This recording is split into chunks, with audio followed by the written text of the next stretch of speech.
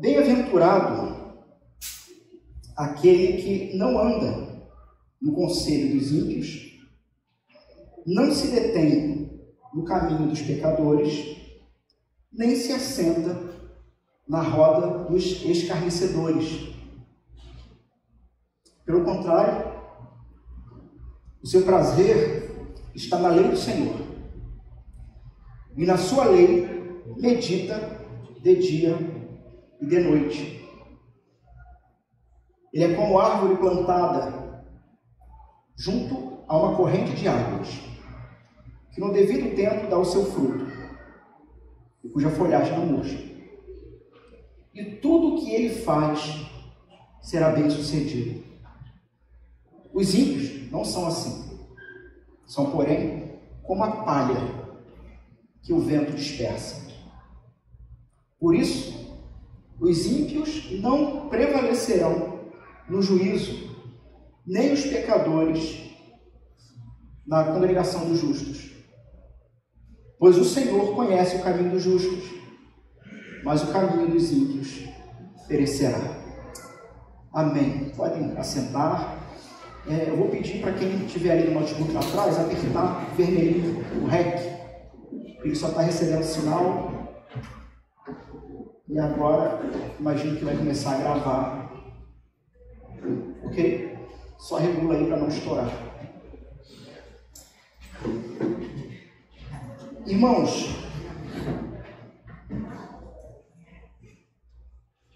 tem uma canção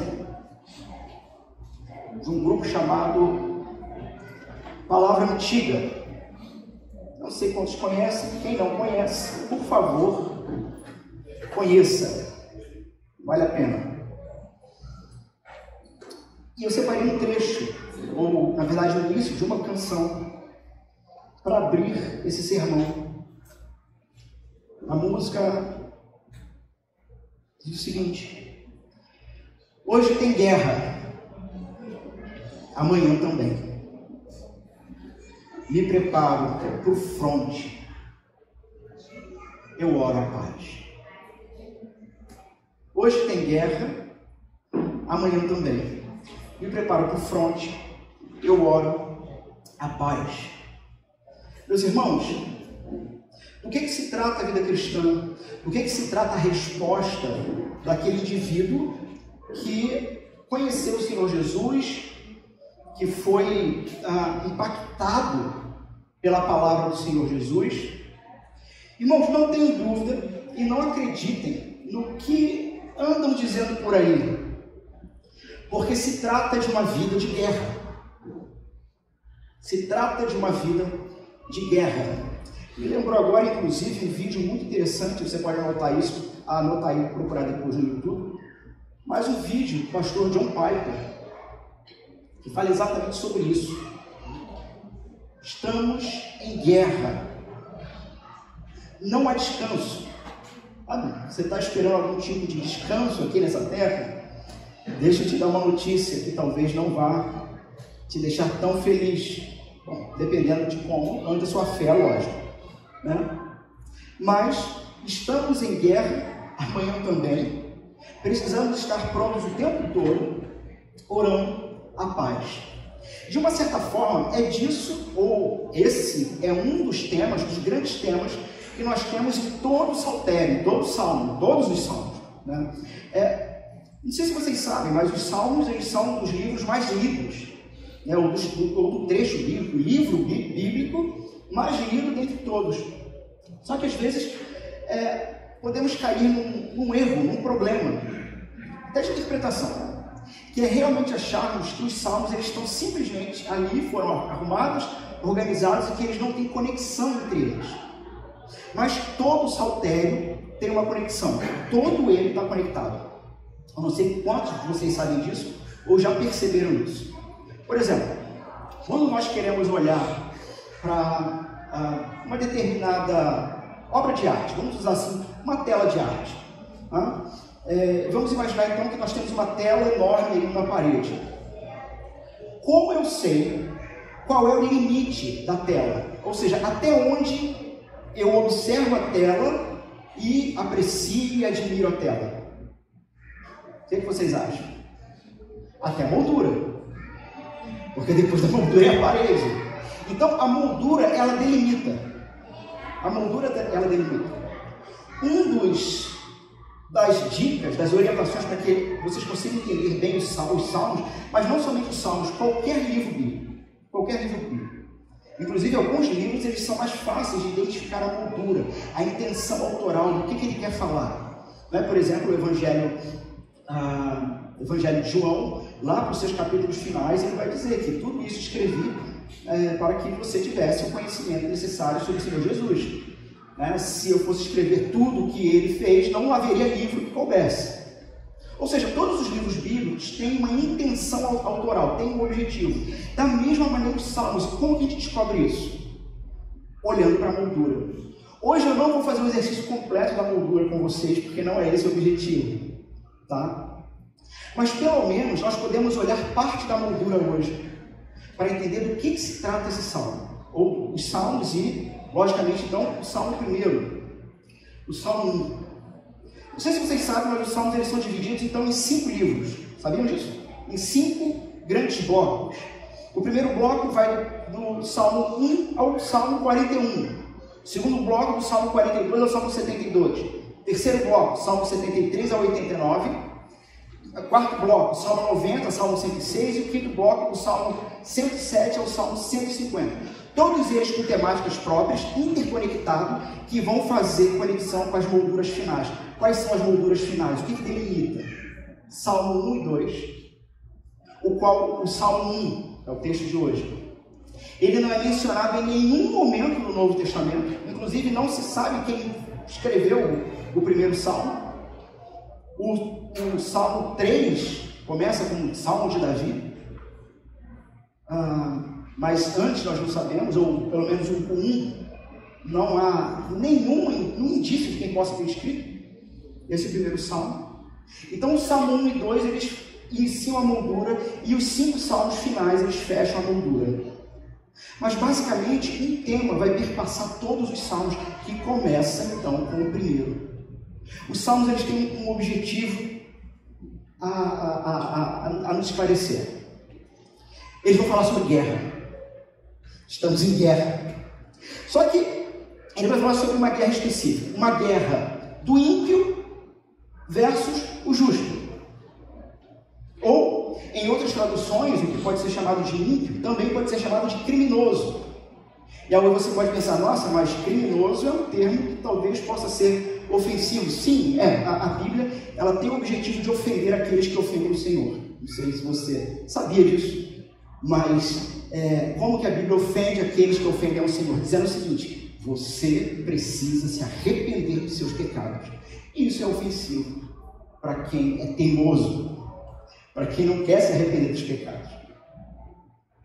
Então, ela vai falar então sobre essa guerra do justo, do injusto contra o justo, do justo contra o injusto. Ela também fala sobre 2 caminhos.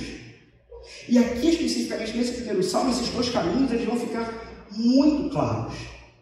Há um caminho, há uma trilha, há uma forma de vida, há uma forma de condução da vida do justo e uma forma de condução da vida do injusto, do criminoso. Opa, a palavra ofensiva de novo. Criminoso. Pastor, por que criminoso? Porque o criminoso é todo aquele que comete crime.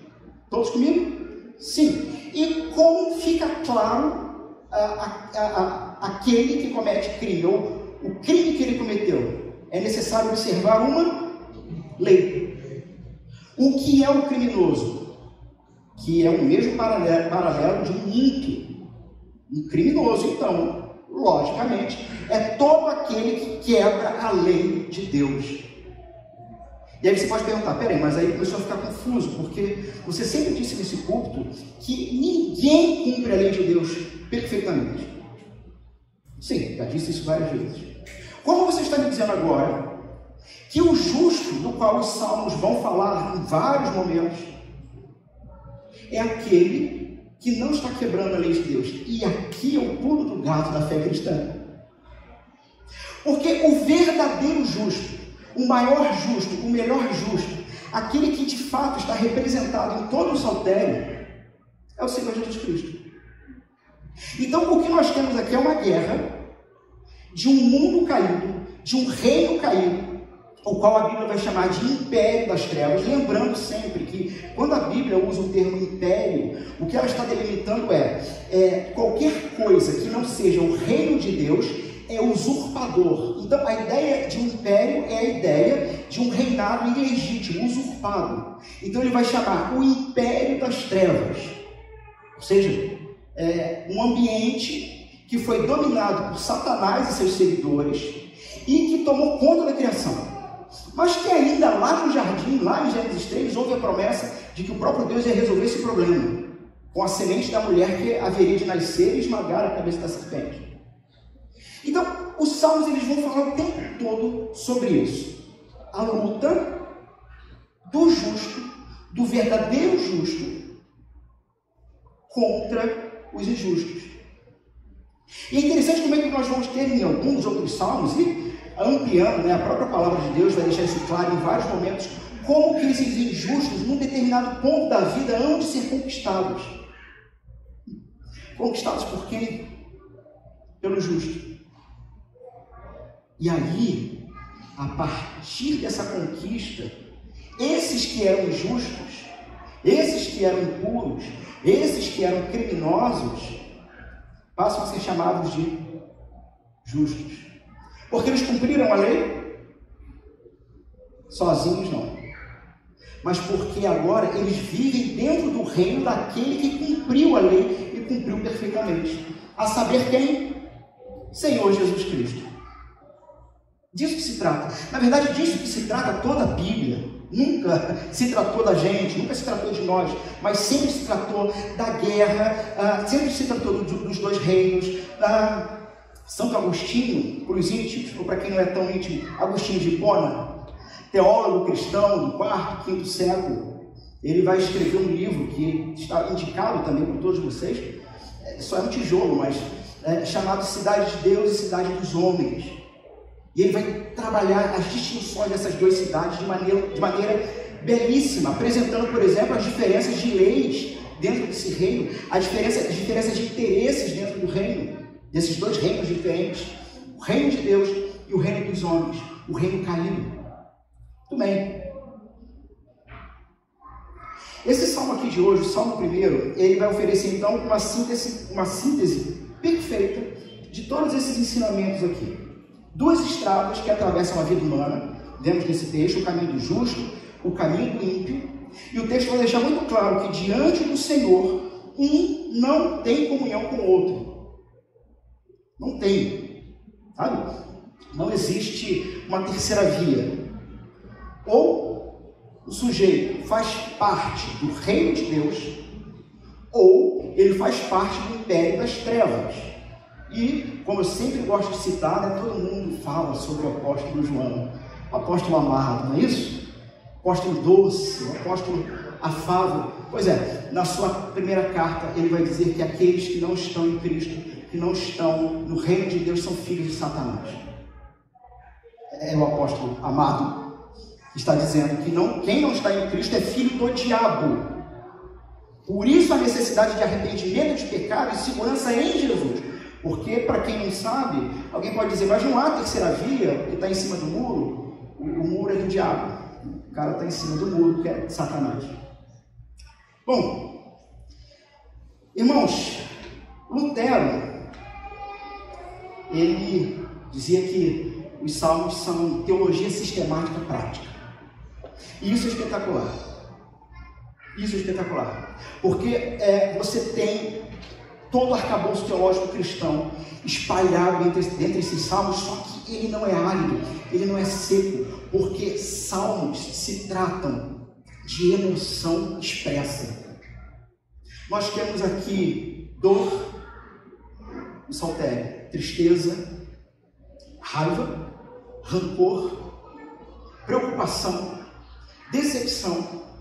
Em contrapartida, temos alegria, temos esperança, temos perseverança, temos coragem. Disso se trata com os salmos.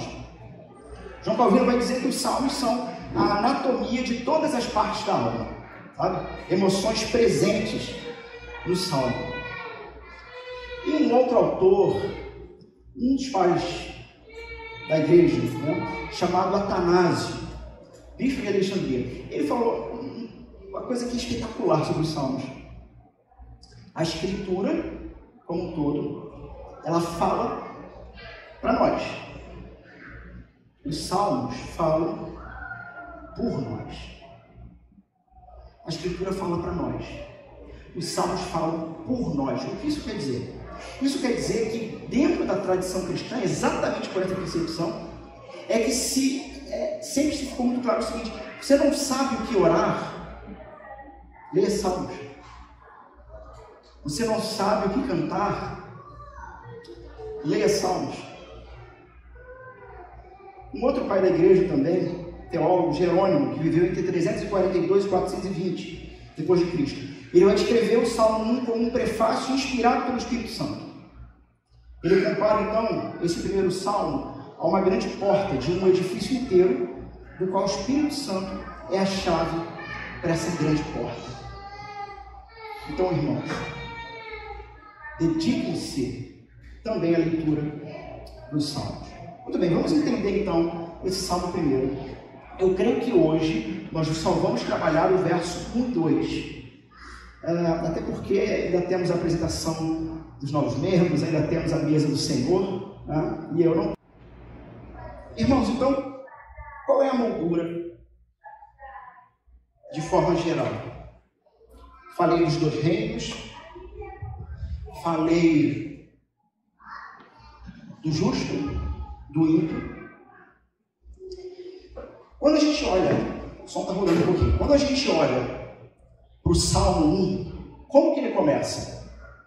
Bem-aventurado, bem-aventurança, um caminho de alegria.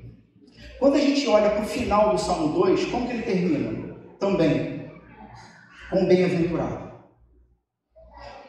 Do que vai se tratar o saltério, do que vai se tratar a vida cristã? Na verdade, do que vai se tratar a própria busca do homem, a própria busca da humanidade.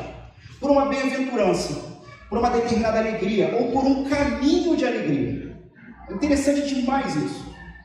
Me lembro de um pastor comentar o seguinte: o Deus cristão é um Deus feliz, é um Deus alegre. Comentei inclusive na semana passada sobre isso, né? Como que o Deus cristão ele se apresenta como um Deus que gosta de festa. Meu cálice transborda. O Deus cristão é um Deus alegre, é um Deus feliz. Me lembro desse pastor dizer que ele via dificuldade em que um arminiano dissesse a mesma coisa. Um calvinista, um reformado, afirma: o Deus cristão se apresenta como um Deus feliz e alegre. Por quê? Porque ele simplesmente, determinantemente faz o que ele quer. Ele é feliz.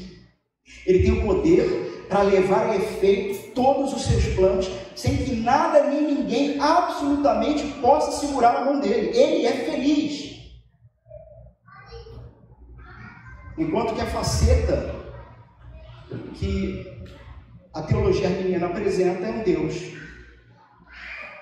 talvez mais cabisbaixo, está aguardando respostas humanas para que ele possa se mover e agir.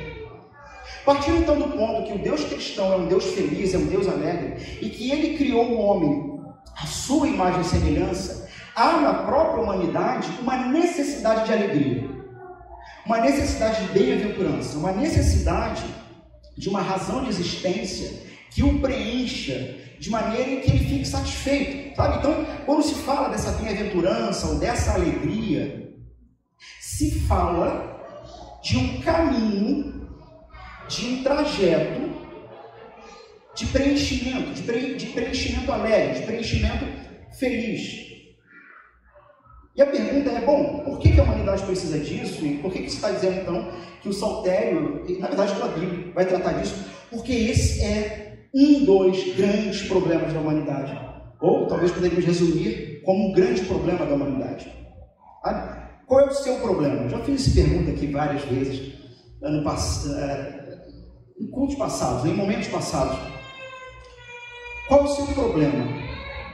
Qual é o seu problema de fato? De verdade. Seu problema não é que você não está conseguindo pagar uma conta. O seu problema de fato precisa ser um problema que você não consegue resolver.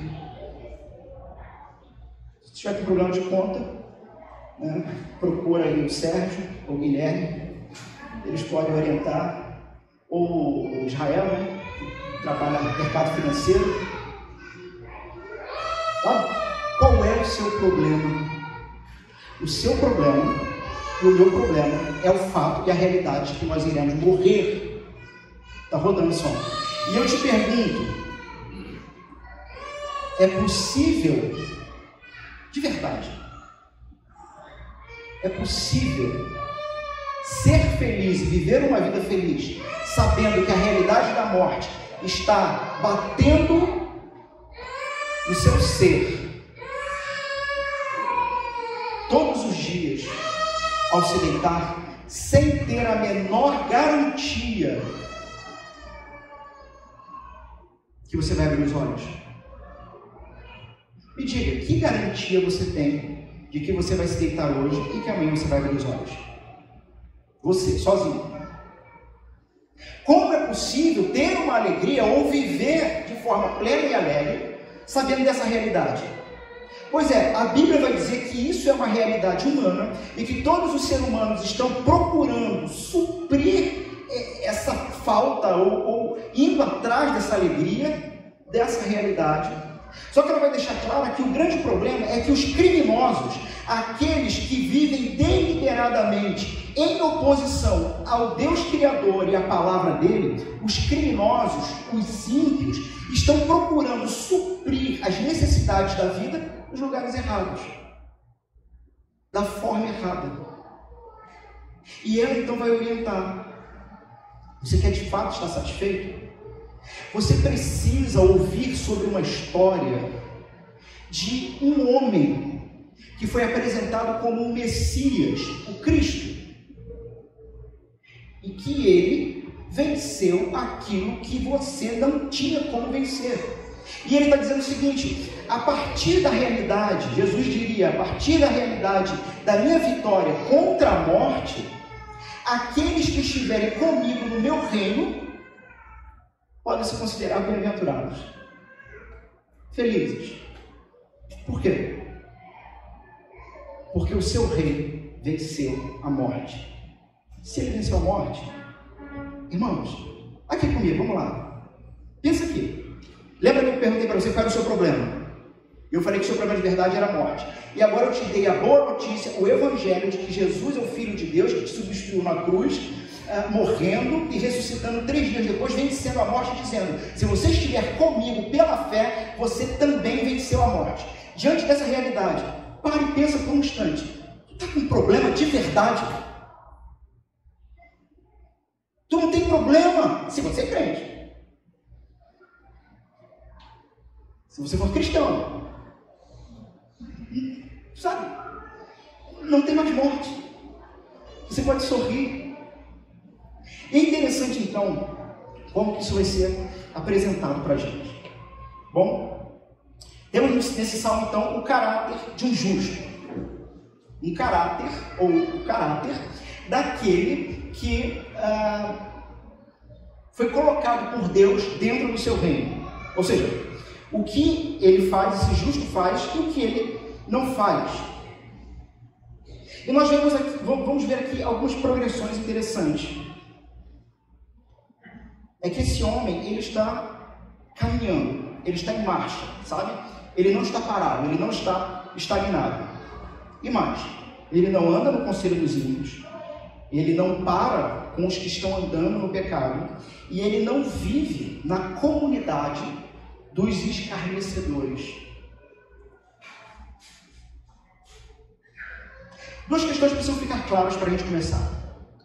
E nós vamos ver essas duas questões nesses 2 versos. Primeiro, que existe uma impiedade na multidão que nos cerca. O que isso quer dizer? Não se iluda com esse mundo. Não deixe os seus olhos brilharem por aquilo que é passageiro. E mais, não se iluda com pessoas que não amam a Deus. não se iluda. Vamos ver se diz um texto. Tá? Temos uma realidade, então, de um império caído à nossa volta. Segunda coisa, que é impossível para alguém aplicar a sua mente à meditação da palavra de Deus, dia e noite, se não antes, recuar e se afastar da impiedade, ou do mundo da impiedade. Lembrando, meus irmãos, que não estamos falando aqui de busca de salvação.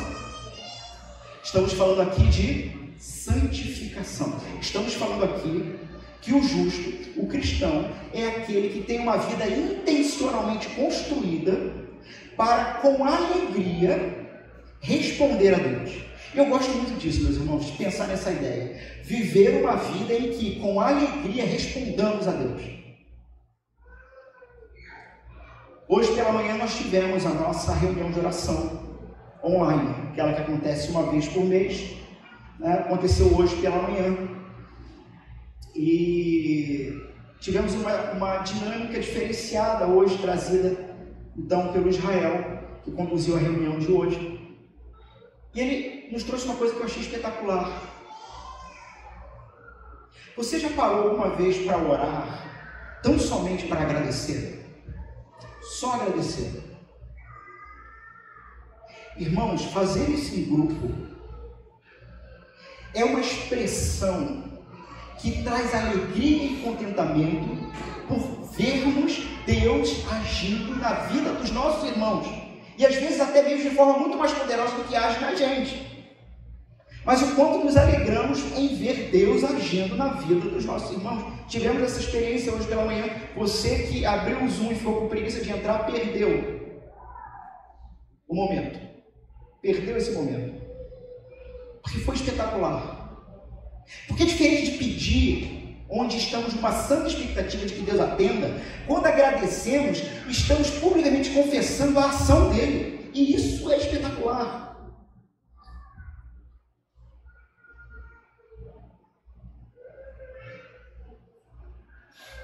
Então, novamente, não estamos falando de busca de salvação, mas de resposta. Sabe? De vida alegre. Respondendo ao Senhor. E eu ia dizendo, né, eu gosto dessa ideia de uma resposta alegre.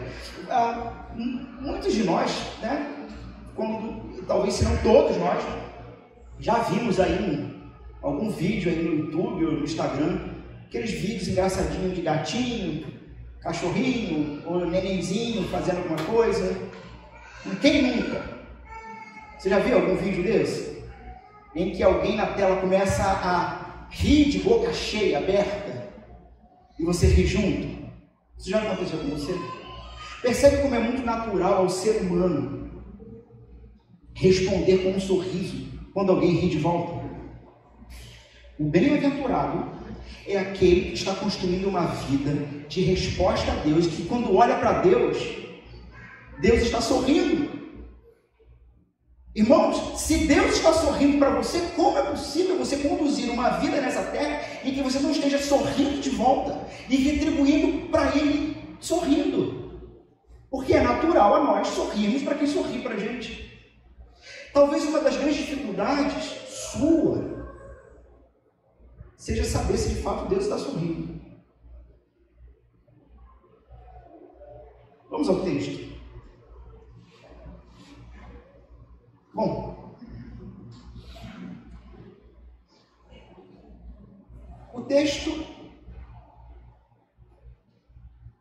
nos apresenta uma progressão de acontecimentos.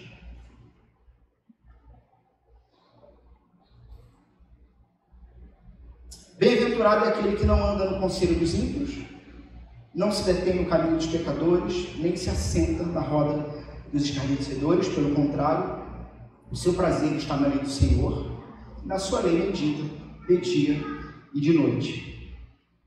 Nós temos aqui, meus irmãos, um texto poético com paralelismo. O salmista aqui ele está usando de 3 formas diferentes para falar a mesma coisa, só que a cada vez que ele fala e que ele se repete dentro dessa poesia, ele vai ampliando. Nós teríamos aqui uma espécie de ladeira abaixo, onde ele começa com um problema, com uma situação, E a tendência é se afundar cada vez mais dentro dessa situação. Então, ele nos apresenta 3 manifestações de pecado, 3 classes de pecadores e 3 caminhos de pecado. Então, o primeiro tem uma relação aqui com o movimento. Aqueles que, bem-aventurados aqueles que não andam no conselho dos ímpios. Ele está falando então de alguém que está em movimento e que pode sim ter a tendência de dar ouvidos a o que o texto está chamando de conselho e poderia ser traduzido por opinião, valores, pensamentos e orientações, ou seja, perversidades, ideias daquele que não ama a Deus, que não ama a lei do Senhor, que é chamado de ímpio ou de criminoso. Então, ideias que ainda não se exteriorizaram, não abertamente. Então ele está falando sobre pessoas que sim, podem até, por exemplo, ter um bom caráter, pessoas que podem, de um ponto de vista humano, serem pessoas corretas, dignas, honradas, pagadores de impostos, seus impostos, bons pais de família, bons vizinhos, pessoas honestas. Deus está falando de pessoas que, por exemplo, não se envolvem com mentiras, mas são pessoas que vivem como se Deus não existisse. Irmãos, eu conheço muitos assim. Homens e mulheres que talvez se enquadrariam nessa primeira categoria, desses ímpios que aconselham, e o problema em si do conselho é que ele não terá por base uma mente cristã, uma forma de pensamento cristão. Vive então como se Deus não existisse e ignoram completamente o Senhor.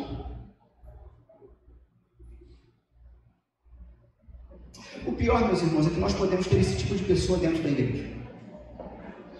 Que isso, pastor? Sem dúvida. A gente não precisa nem ter dúvida sobre isso, né? O Novo Testamento vai falar sobre o joio e o trigo, está ali junto e misturado. Você até consegue discernir, só diz, não dá para saber. Dá sim, irmão.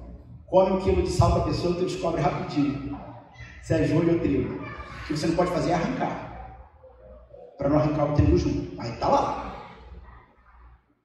Ele está lá. Então, você pode ter uma pessoa, por exemplo, que confessa. Sabia disso? Uma pessoa que confessa que Jesus é o Senhor. Mas que é isso, pastor? O diabo confessou.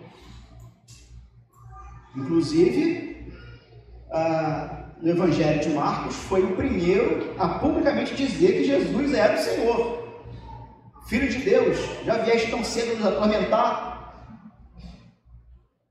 E mais, né? O diabo inclusive ora. Senhor, nos permite para aqueles porcos. E aí Jesus responde a oração de Satanás. Vai. Sim. Pessoas, então, a pessoa confessa Jesus. A pessoa ela pode ter uma familiaridade com a linguagem evangélica. Tá? Ela pode ter uma familiaridade com liturgia, com o culto cristão. Pode ter o hábito de vir à igreja. Mas ela tem um problema seríssimo. Ela não tem a mente cristã. Ela não tem a cosmovisão cristã. São pessoas que são capazes de, num momento como esse, fazer assim com a cabeça enquanto eu prego, concordando. Mas que no momento seguinte, ao mesmo tempo, no dia seguinte, é capaz de aceitar conselhos de pessoas que possuem cosmovisão completamente opositoras à fé e seguir esses conselhos. E quanto desastre isso pode acontecer? E quantos até hoje, talvez entre vocês, eu não sei, podem estar até hoje pagando por terem seguido conselhos de gente que não ama Jesus e que não ama a palavra de Deus. E você resolveu seguir aquele conselho.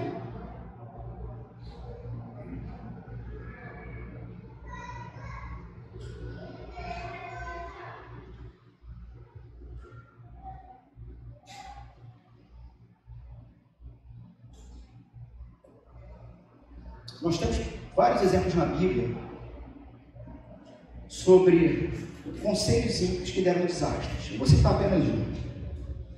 Roboão, filho de Salomão. Nós temos um reino pleno, rico, crescendo. Num primeiro momento ele vai pedir orientação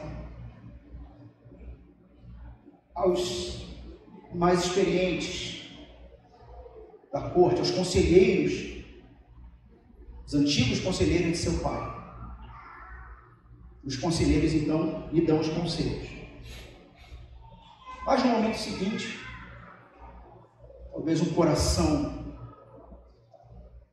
atropelado, envaidecido,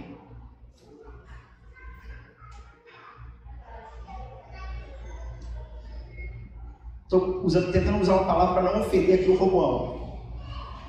Não vou ofender, não. O bobo vai procurar conselho com o jovem. Irmãos, já cansei de falar desse púlpito que jovem tem que acabar. Jovem tem que acabar tudo. Tem que amadurecer. Ter mente cristã. Viver como homens e mulheres de Deus. Foi pedir conselho para jovem. E a turma mandou ver, né? E se teu pai fazia isso, joga escorpião neles. Foi ouvir o conselho de um ímpio, dividiu o reino, não foi nem ao reino, não foi desproporcional o negócio, mas dividiu o reino de tal forma que, irmãos, até hoje, nunca mais conseguiu unir as 12 tribos como um reino. Até porque acabaram várias das tribos.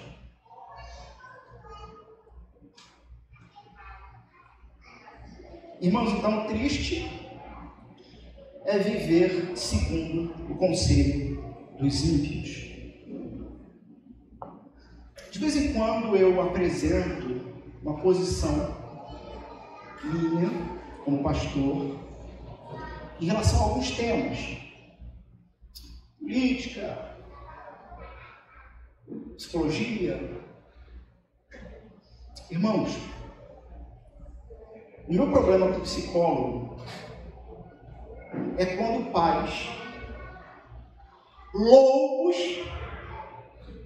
deixam seus filhos de 4, 5, 6, 7 anos dentro de uma sala de consultório com alguém que nem cristão é, para dar conselhos para essa criança e o pai nem sabe o que está sendo dito. Isso é loucura. Isso é loucura. Você deixar o seu filho,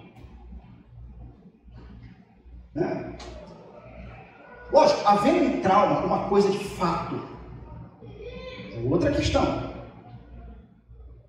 Mas filhos que não aprendem a ouvir não e se tornam difíceis em casa, meu irmão, é uma vara que vai resolver, não é o psicólogo. É a Bíblia que diz isso.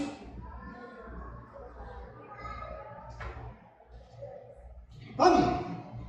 Bem-aventurado aquele que não anda segundo o conselho, a opinião, a cosmovisão do ímpio, do criminoso, do que não ama a lei de Deus, do que não ama o Senhor.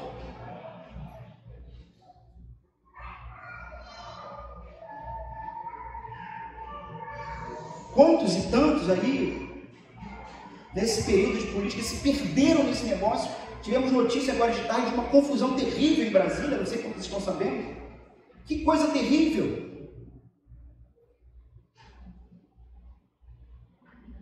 Sabe? Cristão repetindo chavões como bandido bom e bandido morto. Pelo amor de Deus, meus irmãos.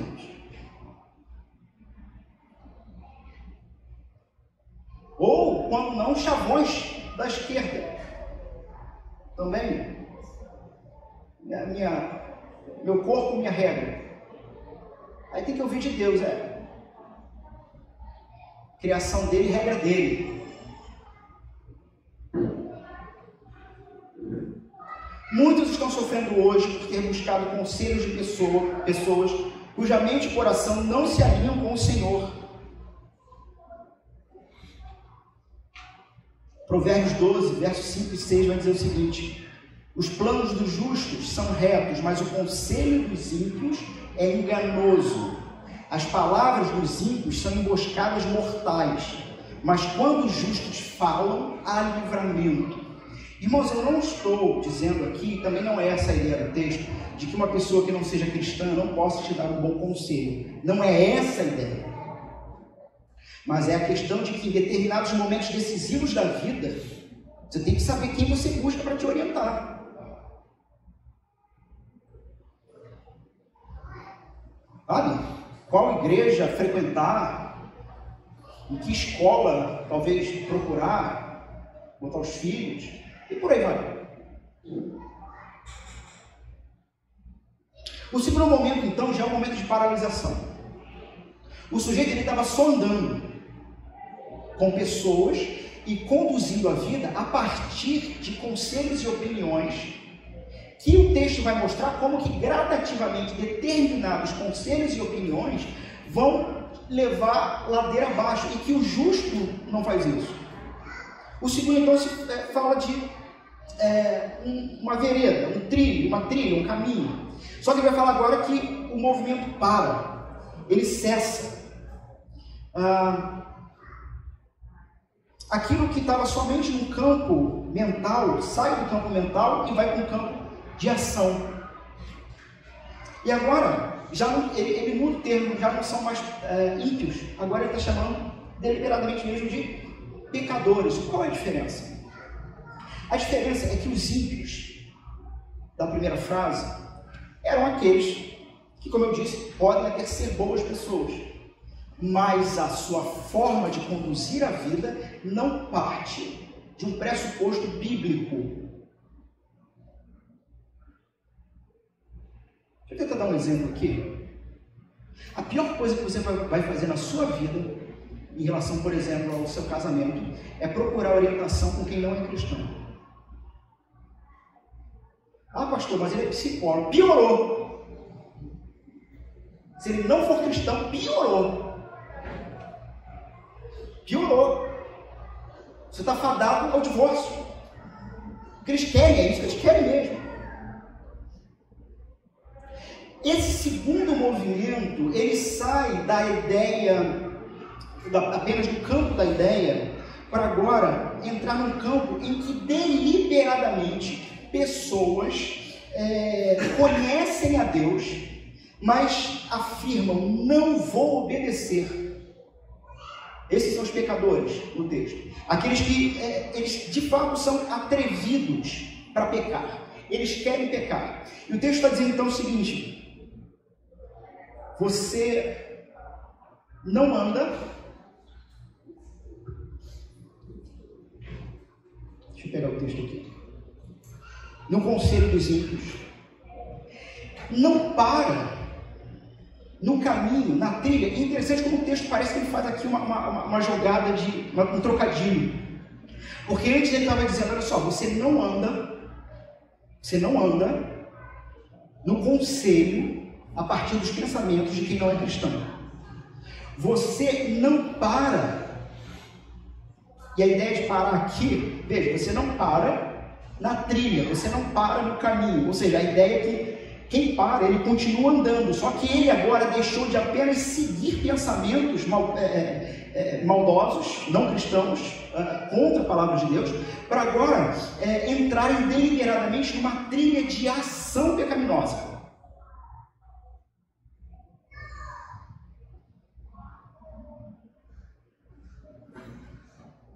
E o terceiro, eles se acomodam. Ou, na verdade, o justo é aquele que também ele não se acomoda. Ele não... a gente tem uma ideia, então, de acomodação, de morada, de estar assentado confortavelmente. Aonde? Numa roda, numa comunidade, numa relação de hábitos, de escarnecedores. E escarnecedores aqui, então, é o nível mais baixo que alguém pode chegar. No hebraico, a palavra escarnecedores, ela pode ser vista ou traduzida como fazer caretas, né? Qual é a ideia do escarnecedor? É aquele que, de fato, ele não somente peca, ele não somente diz, eu conheço, mas não quero obedecer, vou viver a minha vida como eu quero, e eu quero pecar. Mas mais do que isso, ele zomba de Deus. E o texto está dizendo que o justo, aquele que vive no reino de Deus, aquele que foi tirado do império das trevas e plantado no reino do amor, é aquele que definitivamente não se sente confortável, não se acomoda, não habita no meio de pessoas que escarnecem deliberadamente do Senhor e da sua palavra. Então, no hebraico, fazer caretas, zombar das coisas divinas, um imitador sarcástico que ridiculariza, demonstrando desprezo. Quem são esses? São aqueles que se orgulham contra a lei de Deus, escarnecem do próprio Deus. E é interessante como o que o Salmo 2 fala do que Deus faz com eles. O Salmo 2 vai dizer que Deus olha do céu e ri. Ri deles. Não é rir com eles, é rir deles. Então, meus irmãos, o perigo é de que progressivamente podemos nos deixar sermos levados para distante do caminho reto, do caminho que é justo. Então o texto aqui nos apresenta o fato de que o justo, ele não é só conhecido pelo que ele faz, ele também é conhecido pelo que ele não faz. E ele evita, ele se desvia dessa trindade de trincas malignas aqui. Talvez alguém poderia levantar a seguinte questão: mas pastor, Jesus sempre andava com pecadores. Parece um bom argumento, né? Tem um pastor chamado Antônio Elias, reverendo Antônio Elias, muito conhecido no meio presbiteriano, já se encontra no Senhor. E ele respondia o seguinte: sim, Jesus sempre andava com os pecadores, mas não para aumentar o número deles, e sim diminuir. Boa essa, né? Jesus andava com os pecadores, não para aumentar o número, mas para diminuir.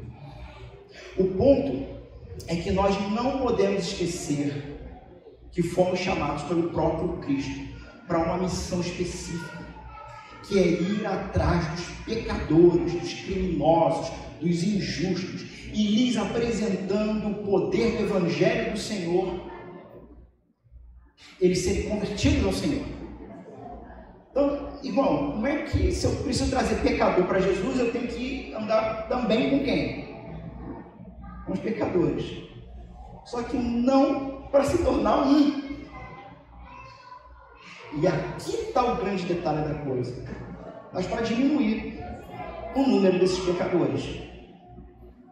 Jesus, ele influenciava pessoas, não o contrário. Portanto, o grande ponto do nosso relacionamento com esse mundo que nos cerca é: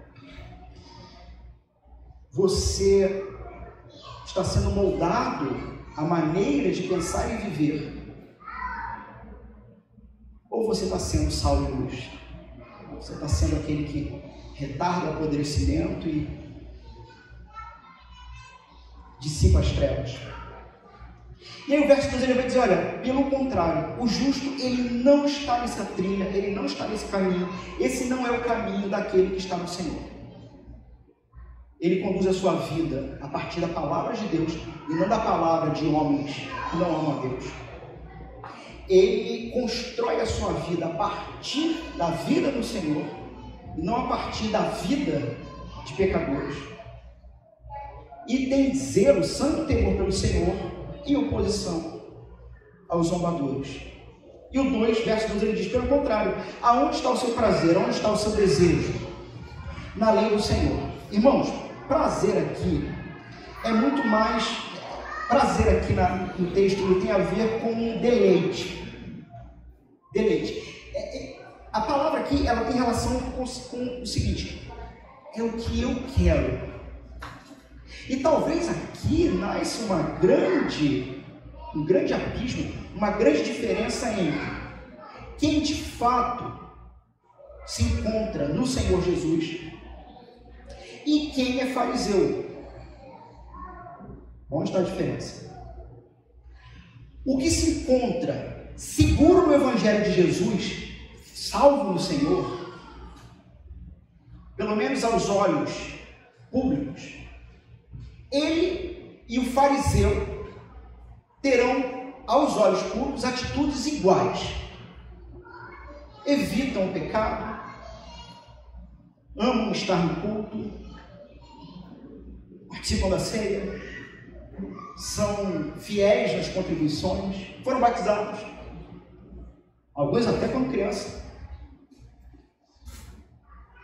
Mas a diferença para aquele que tem o seu anelo, o seu desejo, a sua inclinação de entranhas para a lei do Senhor, é que ele faz isso por amor. O religioso, o fariseu, faz isso por medo de ir para o inferno. Mal sabe. É para lá que ele está indo mesmo. Essa é a diferença entre o que ama o Senhor e o que simplesmente constrói uma vida ilibada dentro de um sistema religioso que o faz parecer ser melhor do que todo mundo. Mas ele cumpre aquelas regrinhas dentro do sistema religioso, item por item, porque o sujeito se pela de medo de ir para o inferno. E aí talvez vale a pergunta ou a afirmação que já fizeram. Se dissessem para você, ou se o próprio Deus, vamos supor que assim fosse possível, tá? Aqui, para não cair numa heresia, vou colocar dessa forma. O Senhor nunca vai, sabe esse negócio que o Senhor revelou algo para alguém, aí tu vai olhar a palavra e não tem nada, isso nunca vai acontecer. O Senhor não se contradiz a sua palavra. A palavra, a vontade e desejo do Senhor está plena e perfeitamente revelada pela Escritura. Mas vamos supor, bom, se o Senhor chegasse para você amanhã e dissesse: olha, não tem mais inferno, você continuaria servindo Ele? Ou você poderia finalmente dizer: ah, estou livre, já não aguentava mais. Pois é, o grande problema dentro de sistemas religiosos é que quando você abandona o Evangelho, você passa a servir qualquer coisa menos Jesus. Mas o texto está dizendo então que o justo é aquele que tem o seu deleite, a sua inclinação, ele está evitando tudo que foi dito no verso 1, porque ele realmente quer ser santo, porque ele realmente quer viver conforme a vontade de Deus, sabe? Ele não está buscando, ele não é por obrigação, e não é para tentar comprar uma passagem para o céu. O justo é aquele que, para usar novamente a metáfora, os irmãos me perdoem, que olha para o Senhor e quando contempla o Senhor pela sua palavra, e que pela sua palavra contempla a realidade de que em Cristo ele está liberto de todos os seus pecados, de que Cristo é suficiente para isso, de que Cristo não está exigindo absolutamente nada de você, nada, e que por conta disso você agora constrói a sua vida respondendo a Ele, sorrindo de volta e vivendo para a glória dele, e dizendo o seguinte: eu quero mais do Senhor, quero estar mais com o Senhor, quero aprender mais do Senhor, quero crescer mais do Senhor. Esse é aquele que tem o seu desejo, o seu prazer na lei do Senhor, sabe? Onde está o seu tesouro, ali estará o seu coração. Vamos fazer um teste rápido? Você quer saber onde é que está o seu tesouro? Pense por um instante. O que você quer? Porque o seu prazer está na lei do Senhor. Ele quer. A pergunta é: o que você quer?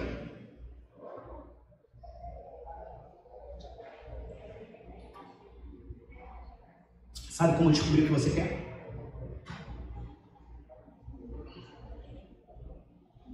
Quando você chegar em casa, abre a sua agenda e olha de segunda a sábado qual é a sua prioridade, porque você irá construir a sua vida para o que você quer. E talvez muitos irão perceber que o seu prazer não está na lei do Senhor, porque você não tem a prática dessa busca do Senhor na sua agenda. É bem simples isso. Por exemplo, quem gosta de pedalar, sei que alguns gostam, vai ter na sua agenda, pelo menos ao longo do mês, um dia específico para isso, não vai? O que vocês me dizem? E por aí vão outros hobbies. Irmãos, é de assustar então como que homens e mulheres que se afirmam cristãos não têm como ponto alto da sua agenda 4 dias no mês para estar com a sua igreja cultuando. Sabemos que existem questões e dificuldades particulares, como trabalho, coisa parecida.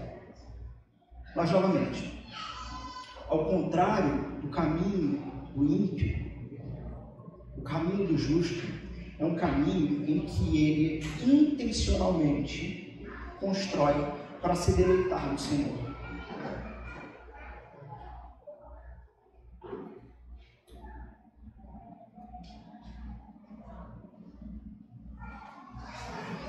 E o texto diz então o seguinte, que o seu prazer está na lei, na sua palavra. Irmãos, eu já ouvi, não dos irmãos aqui, graças a Deus, senão acho que nem estariam aqui, mas eu já ouvi de outros e de visitantes coisas do tipo: eu não gostei do culto aí não. Por quê? Vocês leem muita Bíblia. Irmão?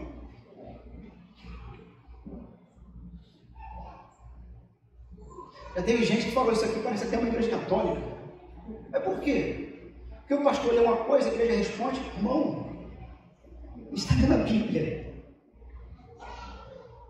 Onde está teu prazer?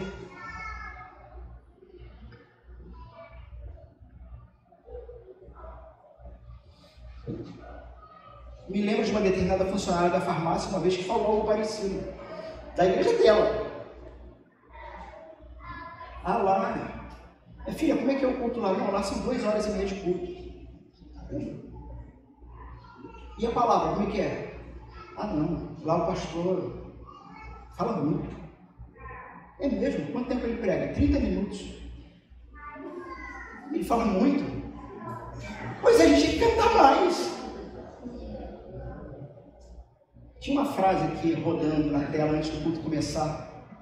Passei o olho na hora, gravei ela.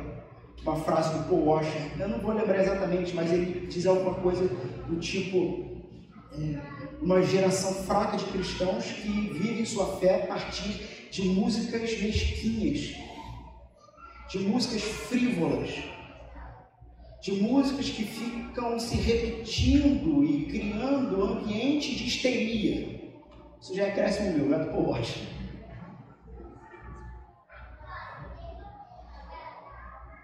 Ela disse que o pastor tinha que pregar 10 minutos. 10 minutos estava bom.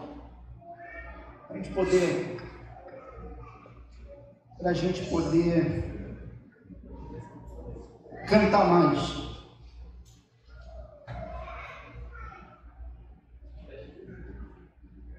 Como disse Spurgeon, Charles Haddon Spurgeon, pastor batista reformado, já se encontra no Senhor.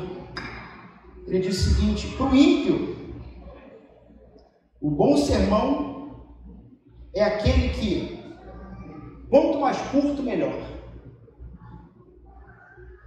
Porque o ímpio é aquele que não tem o seu prazer na lei do Senhor e na sua lei bendita. E aí o Spurgeon completa: por isso, toda pregação vai trazer o cristão para mais perto do céu e o não cristão para mais perto do inferno. E o quanto você ama a exposição da palavra vai dizer muito sobre quem é você. Veja o que o Salmo 119, maior salmo, diz em alguns trechos. De que maneira poderá o jovem guardar puro o seu caminho? Observando segundo a tua palavra. De todo o coração te busquei, não deixes que eu me desvie dos teus mandamentos. Guarda a tua palavra no meu coração, para não pecar contra ti. Bendito és tu, Senhor, ensina-me os teus decretos. Com os lábios tenho narrado todos os juízos da tua boca. Mas me alegro com o caminho dos teus testemunhos, do que com todas as riquezas. Meditarei nos teus preceitos, e as tuas veredas terei respeito. Terei prazer nos teus decretos, não me esquecerei da tua palavra. Irmãos, me parece que muitos de nós, e muitos cristãos da atualidade, esqueceram uma verdade que os cristãos do passado tinham muito claro: nós somos o povo do livro.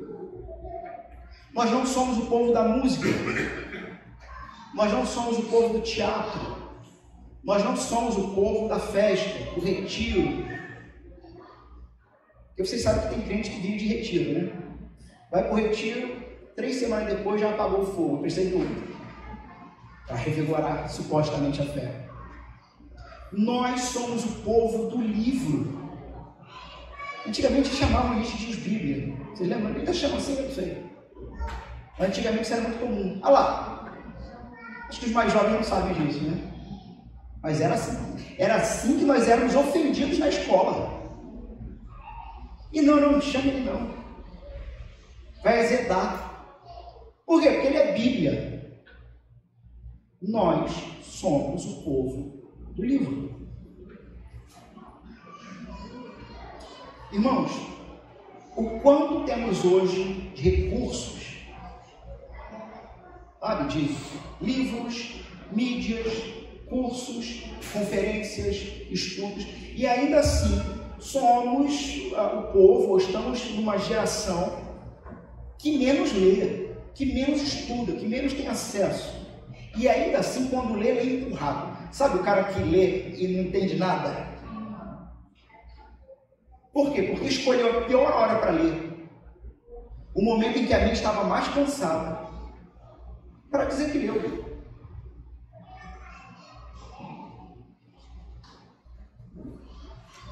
Irmãos, em contrapartida também,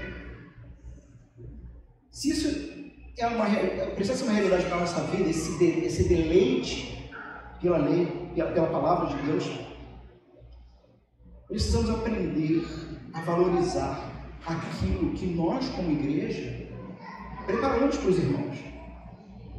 Esse ano nós vamos ter leitura ali a balde, com vários grupos, homens, mulheres, liderança, e por aí vai. Entendemos fazer mini conferências, palestras sobre temas específicos. Irmãos, valorize isso. Valorize isso. Porque nós não seremos nunca, pelo menos enquanto eu for pastor aqui, uma igreja de eventos. Uma igreja que vive de eventos para atrair gente. A isca aqui é a palavra. O peixe que quiser morder essa isca vai morder. O que quiser outra coisa vai procurar outro lugar. E é bom que vá mesmo, porque não dá problema para a gente depois. Mas nós queremos ficar e trabalhar com pessoas que querem aprender a amar o Senhor e a lei do Senhor, a palavra do Senhor, a lei do Senhor. Isso era uma coisa tão clara, tão óbvia para os cristãos antigamente, né? Hoje é até estranho falar isso. Eu me senti estranho, não fica não.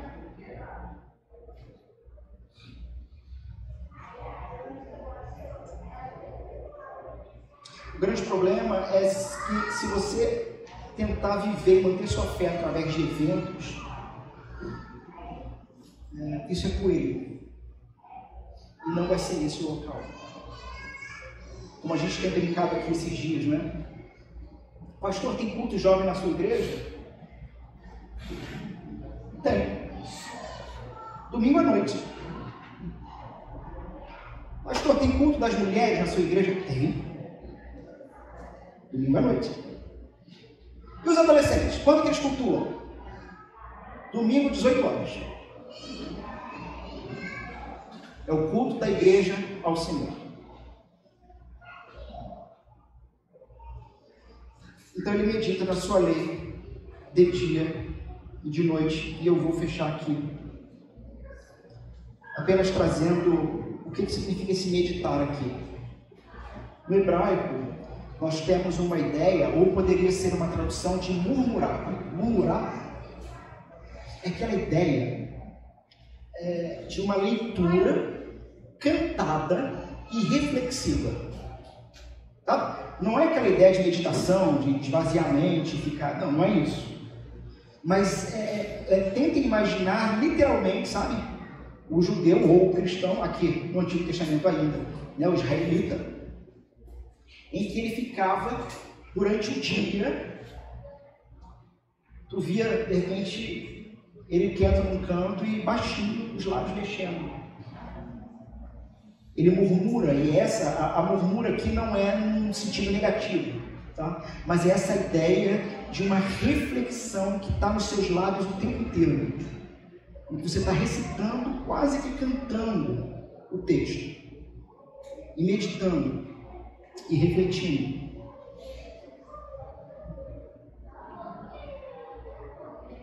É a ideia de que enquanto você lê, você ingere o texto, mas quando você medita, você digere o texto. Eu gostaria então de fechar apenas fazendo uma alusão. Como eu disse, nós não temos no Novo Testamento nenhuma citação direta, ou até mesmo indireta, pode-se dizer assim, do Salmo 1. Mas o texto que nós lemos na nossa liturgia, que nós cantamos, me parece que é um resultado do Salmo 1. Filipenses 4:8. Irmãos, finalmente, tudo que é verdadeiro, tudo o que é respeitável, tudo o que é justo, tudo o que é puro, tudo o que é amável, tudo o que é de boa fama, se há virtude, se há algum louvor, que seja isso a ocupar o vosso pensamento. O que você escuta durante a semana? Que tipo de música? O que você assiste? Que tipo de série, de filme? Vídeos curtos? Podcasts? O problema, meus irmãos, não é ouvir em si música secular. Problema nenhum. Dependendo, lógico, da música, mas em si, problema nenhum. Problema é quando você só ouve isso. Problema não é ver vídeo de YouTube ou Instagram. Problema é quando você só faz isso. Experimente essa semana levar a efeito, sabe? Medite. Murmure durante a semana o verso 1 e 2 do Salmo 1 e Filipenses 4:8 juntos. E somado a isso, intencionalmente se programe para ouvir boas canções, para quem sabe assistir boas palestras, boas aulas, boas pregações. E me diga se no próximo domingo você não vai estar mais alegre, mais disposto a vir cultuar. Agora, o problema é quando a pessoa tem a capacidade de passar uma semana inteira só ouvindo o que não presta e depois dali pedir que eu ore, irmão.